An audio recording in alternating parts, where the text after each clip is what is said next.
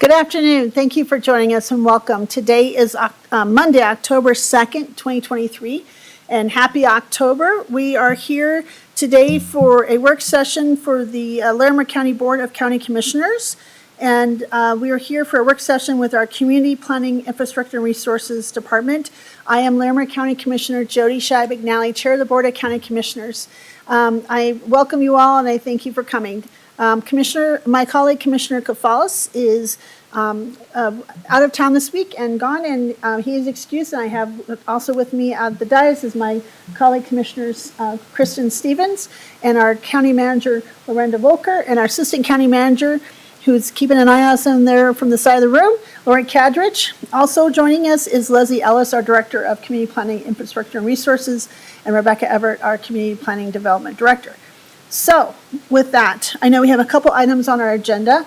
We have other people in the room. I'm assuming they're here just in case there's questions, but I'll turn it over to you, Lesli. Thank you. All right. Thank you very much. Good afternoon, commissioners and everybody else in the room. I'm actually going to turn it over to Rebecca here fairly quickly because while we're busy in all the departments for community planning, infrastructure, and resources, I don't have any other announcements for you for today that are timely or necessary for today. So Rebecca does have some announcements for community development, so I'll hand it over to you. Thank you. Thank you. Yeah, good afternoon, commissioners. A few updates and kind of information for you all for today. First, I wanted to provide a brief update on the timing related to the Thornton Pipeline 1041 permit application. We had originally expected an application in September for that 1041 permit. We have learned recently from the City of Thornton that they're, based on some of the feedback they heard from the community, they're working on some plans that are responsive to some of what they heard from the Larimer County community members, and they're now anticipating submitting their application in late October. That would put us at a Board of County Commissioners hearing in March at the soonest. So that's kind of the time frame that you might expect moving forward is Planning Commission no sooner than probably February, and a hearing with you all in potentially the March timeframe. The next update I wanted to share relates to an upcoming work session we have with you all related to the code compliance assessment. So we started that conversation several weeks ago, and we will be following up with a more in-depth, longer work session on October 11th. We have set aside 1 hour for that work session with the goal of walking through the assessment report, kind of step-by-step through the report and the recommendations, without the expectation that we will have kind of final guidance or decisions in that work session on October 11th. We intend to just continue that conversation, make sure you have a complete understanding and comfort with what's in that assessment, and that we have an opportunity for some dialogue. And then we plan to follow up from there with additional conversations with each of you or collectively as a board to narrow in on some final guidance and direction. I wanted to ask to see if either of you need an additional hard copy of that assessment report, or if you still have the assessment as we provided it. We're happy to print out additional copies if that would be useful. I remember that you did give us one. I think it might be, I think I know what it is, but maybe it'd be nice to have an extra copy just to keep in my office. So it's not just going back and forth my briefcase. I can pull it out because I think the other one I have notes in it already, but I would always like to have an extra copy of that. So, okay. Great. Yes, I probably would like one. We're happy. I mean, I'm sure I remember having it. It probably could be on my desk, but it's hard to say. Well, we're happy to print additional copies and make sure all three of you have that. And you can expect to see slides right in advance of the work session, perhaps the day before the work session. And just know that it won't be the final conversation on the assessment. We look forward to some sequential conversations to make sure there's plenty of time to digest and reflect and narrow in on guidance. Then the last update I wanted to mention is due to staffing shortages in the planning division within the community development department, we have been exploring several different process improvements and service level adjustments to ensure that we're continuing to provide the level of customer service that our customers want and expect, while also recognizing that we are limited on our resources at the moment. So one of the main changes that we have made that we want to just make sure you are aware of and that the community is aware of is we have extended the time frame, the turnaround time for the review of planning applications. And functionally, we're really just matching the timeframes as they exist now in terms of how long it's taking to hear back from some of our referral agencies, and just acknowledging that the turnaround times that we have been committing to haven't been realistic for a little while, and we want to provide a clearer expectation for our customers of when they will receive comments back. Several of our case types have statutory deadlines and a mandatory time frame for which we need to turn around comments, so we will not be making any changes that affect projects with a statutory time frame.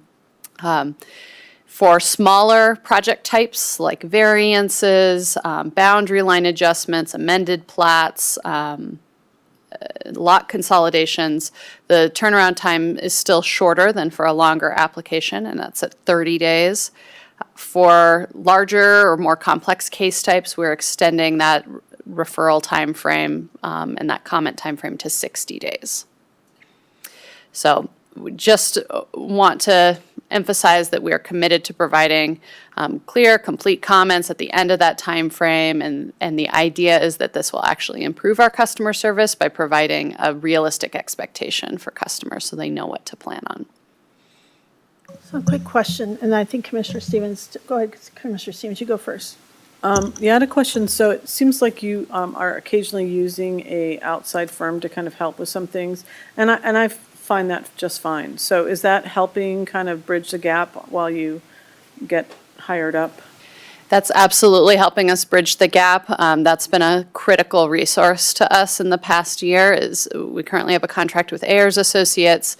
They have a deep bench of planners that work from on call for multiple different communities in the region with a lot of expertise. So they're able to learn our codes, learn our processes, and plug in pretty quickly. It's not a total replacement for having staff that's trained in our systems and is integrated within our teams, but it has been a really helpful stopgap measure. Good. Well, I think that they've done just fine in the land use hearings, and so just wanted to say that that seems like a good solution until you can get the staff that you need. But appreciate what you're doing, and I know it's not easy to find staff right now, and there's, it's still a market that's very advantageous to people looking for jobs and not as advantageous for people who are looking for employees. But, but I'm, I as a commissioner feel pretty satisfied with that, as long as we need to do that. And like you said, they can't do everything, but where they can help us, it's good to have that option. Thank you. Thanks. Thank you, Commissioner Stevens. So I have a couple questions. Number one,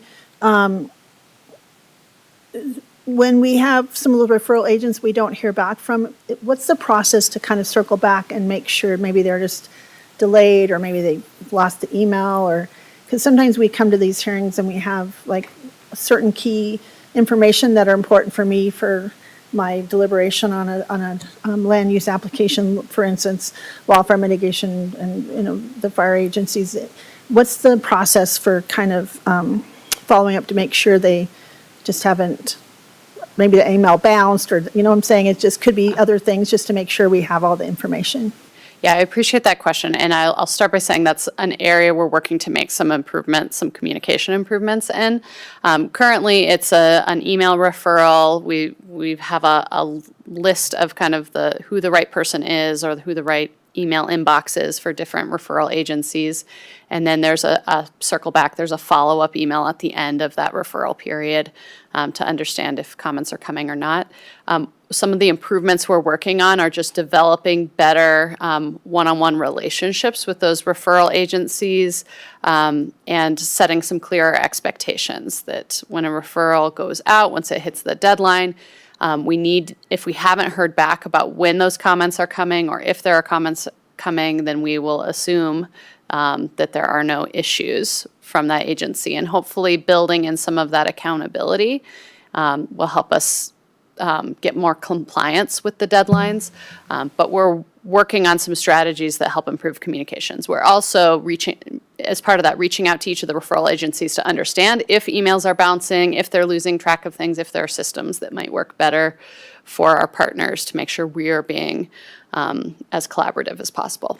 Thank you. I think even if there are responses, we have no comments, then I think that's, at least we have that. So, and then the next one, I shouldn't be a surprise that I have a question and concern. I worry about being clear and kind and setting expectations as we're moving out of this transition period from the former short-term rental regulations or rules, protections, whatever we want to call them, into the new ones and this new enforcement. And Frank's looking at me because he knows what question I'm going to ask. And setting expectations, as I was reviewing both of the wording from both the former and the current, but we still have applications coming in under the old. And I also worry about the expectation, because there's 3 strikes are out, if the expectation is, in the ordinance, they have to respond within the hour. And I think I've talked about, Frank, what is a response? Is it showing up in person? Is it a call? What is that detail, so that the residents who maybe called in that complaint have expectations of a response? All those things, right? And then also, if we're Googling it, and on a snowy day versus a winter day versus a busy time of day, if they're an hour and 8 minutes, or hour and even 2 minutes, that's not within an hour or less. And I feel like that should be addressed maybe before the hearing, and not come in the hearing where we have to have that discussion like, well, this is really outside that guideline, if that makes sense. It's not even a guideline, it's kind of a requirement, right? And so I feel like we've had a few of those lately, and I brought this up, so I know this is something we've been working on, but I just would be nice to not have that discussion or trying to be flexible. It shouldn't be flexible. It's a regulation. It has to be an hour or less. And so when we have people Googling or map questioning or whatever, just that, even though 2 minutes, 8 minutes, then is that setting everyone up for a conflict or a challenge because they couldn't respond? And then the next one's, well, it's an hour and 10 minutes, when I feel like we have this guideline, everyone should be held for an hour or less. And I don't know what the ordinance says, and I think there's still some question, and maybe we need to look at clarifying some of that. So I'm just curious what your thoughts are on that. And I see both the attorneys looking at me, so I just feel like as we go forward, I think being clear and kind and setting expectations is really important, so. Yeah, I agree, and we certainly have heard that conversation at the last couple hearings as it related to short-term rentals, and have noted that expectation. And moving forward, we will make sure that we are ensuring compliance with that particular standard and all the other standards before it makes it to a hearing. I'm not sure if maybe that was looked at a little bit more flexibly in the past, and that's why we're seeing some of these now. But or what might be kind of, how we ended up in this gray area here. But yeah, we recognize what the standard is, and we'll ensure that we're not bringing projects to the board where that standard is not being met. I appreciate that. I just think that it sets everyone up for conflict if they're not able to respond, and I just makes me feel uncomfortable. So it's easy to just say, oh, my friend, when it's an hour and 2 minutes, I just think, oh, someone's got to rush, and the timing, and if it's bad weather, and it just sets up a lot of conflicts. And and the expectations of the neighbors, if this is what the regulations say, and that's what the ordinance says, then that's what the expectation is. So I appreciate that. And then the next thing is, do we have, I know we've had a few of these, and we haven't had as many land use hearings. This is still kind of catching up with all the staffing and all the projects, but we should not see just completely long agendas coming up in the future, or where is that looking like? Not that I've been liking getting to some of my meetings in the evenings on Mondays, so that we're not going really late, but I'm just wondering if we're going to have some Mondays coming up where they're going to be very packed agendas and full and. We're not necessarily expecting any really heavily loaded up agendas in the future. I'm going to take a quick look and just see. I'm not seeing anything that's currently on our list that would result in a really full agenda. I believe we've canceled the next 2 evening hearings, kind of in anticipation of not needing the extra time. We can certainly give you a heads up if we Okay. expect to see that. I don't think we have a huge backlog of projects that are moving through together that will result in being ready for hearing all at the same time.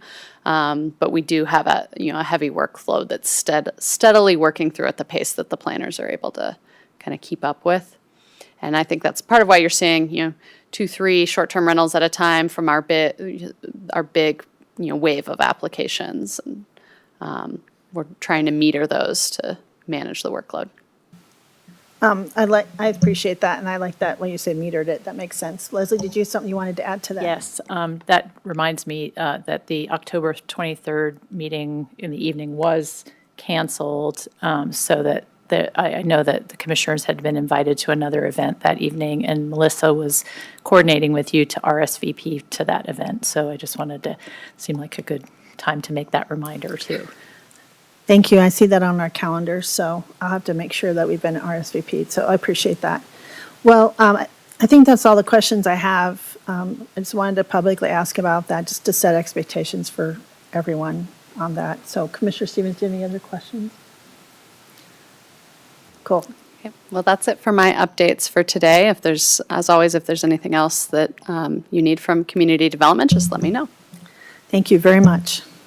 Leslie, did you have anything else? I do not, so we'll make it Wow. nice and short for you this afternoon, give you back Let's- some time. That's great. Well, thank you all for your work, and unless Commissioner Stevens has other questions. Other than that, at 1:47, we are adjourned. Have a great afternoon and a great week. Thank you.